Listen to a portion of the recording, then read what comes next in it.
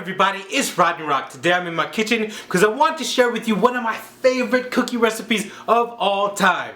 The Cornflake chocolate chip marshmallow cookie. Welcome to Food Porn Friday.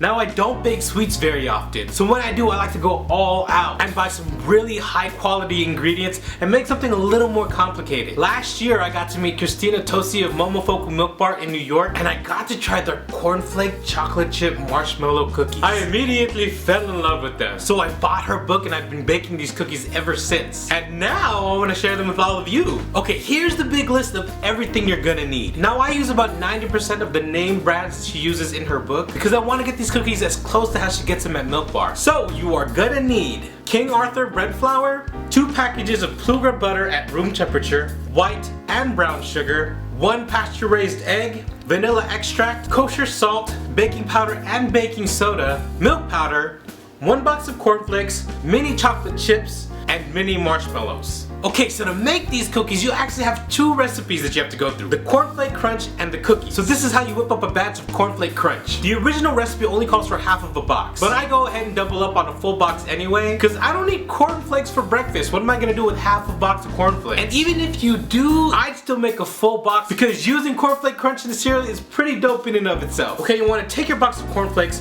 put them in a bowl, and crunch them up till they're about 1/4 of their size. And to that, add 80 grams of sugar or about 6 tablespoons.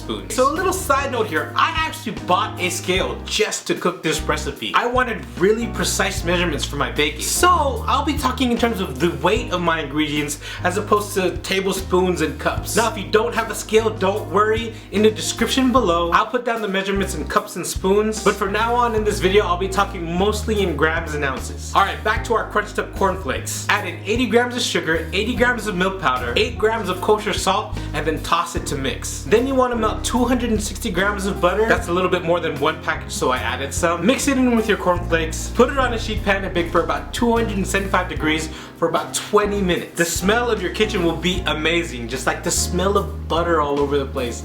I love that. Okay, before you put them in your recipe, make sure they're completely cooled.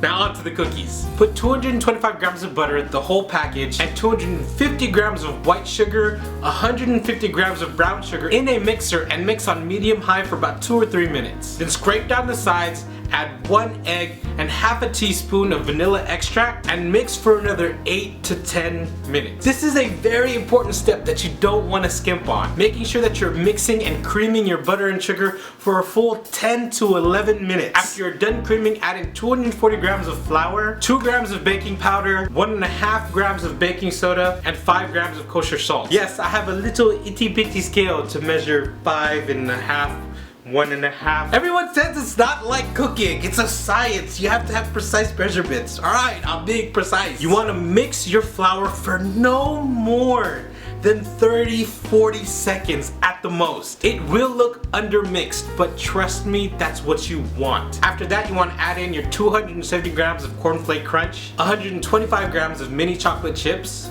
and 65 grams of mini marshmallows. And then you want to mix that for like 15 to 20 seconds, really quick. Then I like to use a 2 3/4 ounce disher to portion out the dough on a sheet pan lined with some wax paper. Pat down the tops of the cookies so that there is an even thickness to them. Cover with cling wrap and put them in the freezer for at least an hour. After about an hour, if I'm not cooking them right away, I'll throw them in an airtight container where they'll keep in the freezer for about a month. Since I'm usually cooking for just myself, I like to take 1 ounce freezer, throw it on a silpat, and bake just for me. So a note on baking times and temperature. Everyone's oven bakes slightly differently. I've worked with my oven a lot, so I know kind of where its hot spots are and the kind of temperature it runs at. When it comes to baking from a recipe, they'll have people test it out in different regions, different elevations, and different places, and kind of give you the average of what they've learned. So you really have got to allow yourself the ability to figure out how your oven works. In the Momofuku Milk Bar book, it says to bake the cookies at 375 for about 18 minutes. In my oven, that led to not the most ideal cookie. Still amazingly delicious, but not quite perfect. I've actually gotten the best results when I bumped my temperature down to about 355, baking about 17 to 19 minutes. But that might not be the case for you. So if you have the time, I really do recommend